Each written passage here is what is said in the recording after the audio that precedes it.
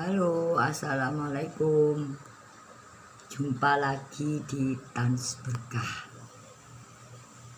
Teman-teman, sekarang saya mau membahas tentang shopaholic ya, atau kecanduan belanja. Nah, teman-teman, sebenarnya belanja itu tidak apa ya, gak popo, asalkan tidak berlebihan.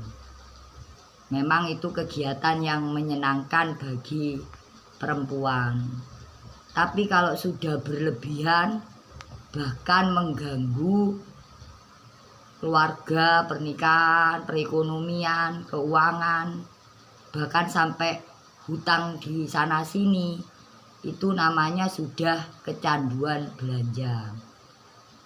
Dan kondisi ini sebenarnya termasuk gangguan mental. Biasanya penderitanya itu lebih banyak di usia 17 sampai 30. Bisa saja di atas 30, tapi jauh lebih banyak di usia 13 sampai 30.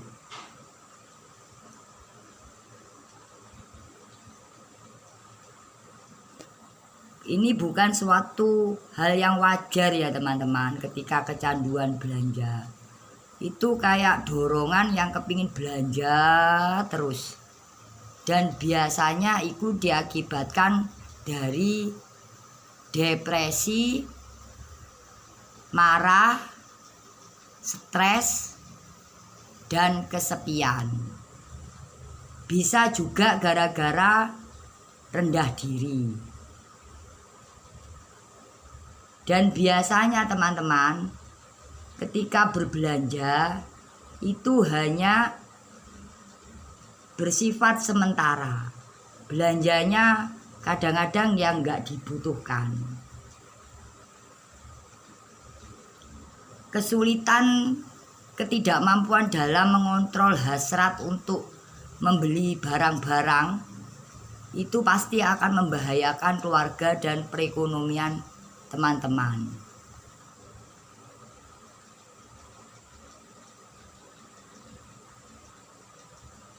Jadi teman-teman, jangan dianggap remeh ya kecanduan belanja. Itu sama juga dengan kecanduan yang lainnya.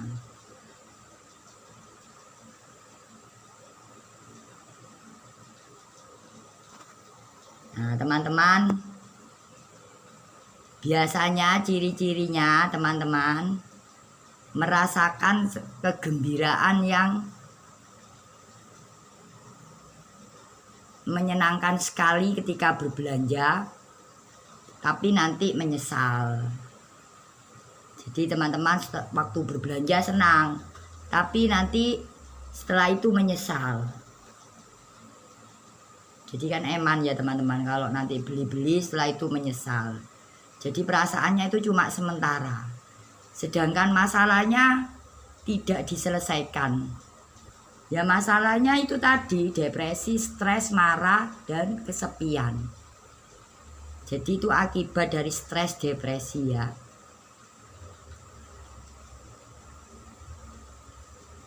Bahkan itu nanti akan membahayakan keluarga teman-teman. Bisa juga menjadi pertengkaran, gara-gara nggak punya uang, akhirnya jadinya bertengkar.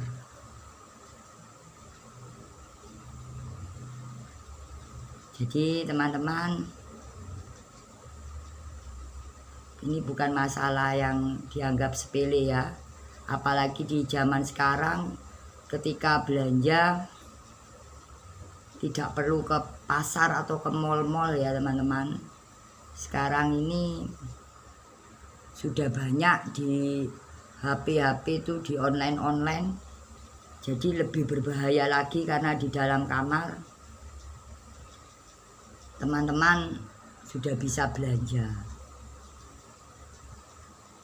Jadi sekarang saya ngomong tentang cara mengatasi kecanduan belanja ini ya.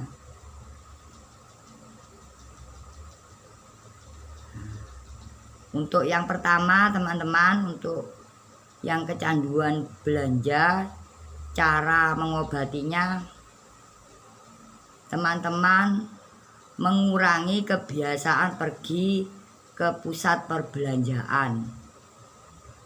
Itu satu. Jadi keinginan untuk ke pusat perbelanjaan, misalnya ke mall atau ke pasar, itu dikurangi.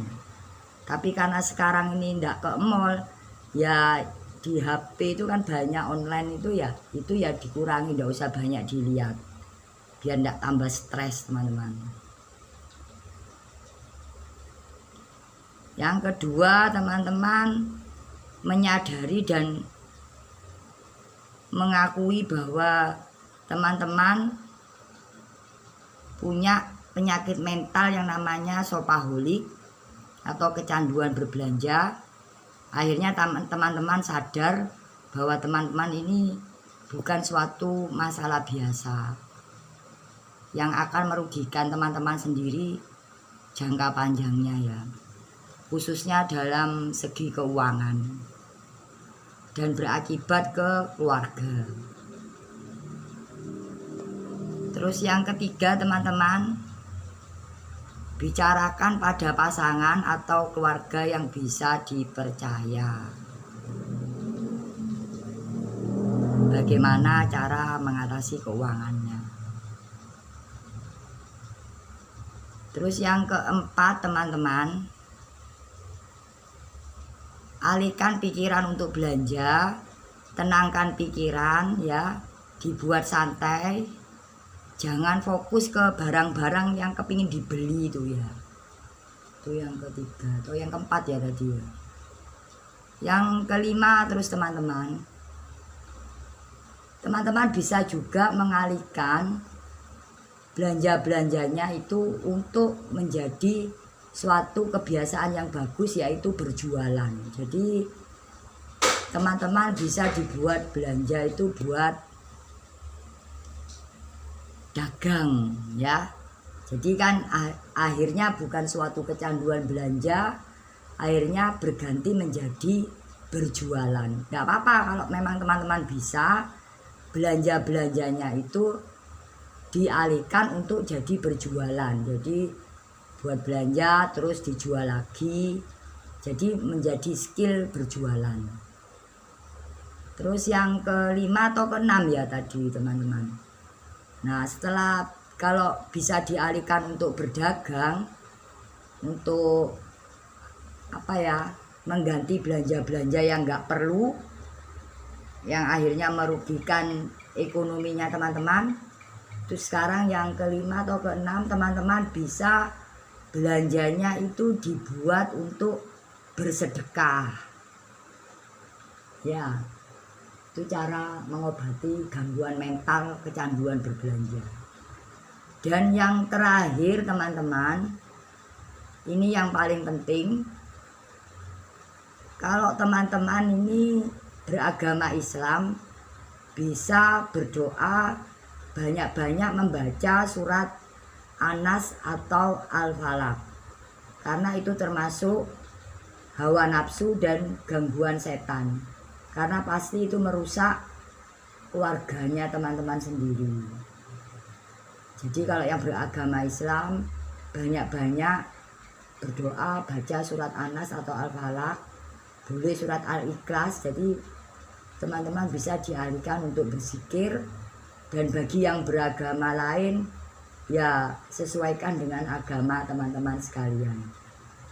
Nah itu teman-teman untuk gangguan mental yang suka berbelanja atau kecanduan berbelanja, yang sebenarnya itu sangat merugikan teman-teman dan keluarga teman-teman. Terima kasih. Dan yang terakhir ini saya minta di subscribe channel ini supaya berkembang, dan di komen supaya saya juga lebih baik cara untuk berbagi tips di konten ini. Terima kasih ya teman-teman. Assalamualaikum warahmatullahi wabarakatuh.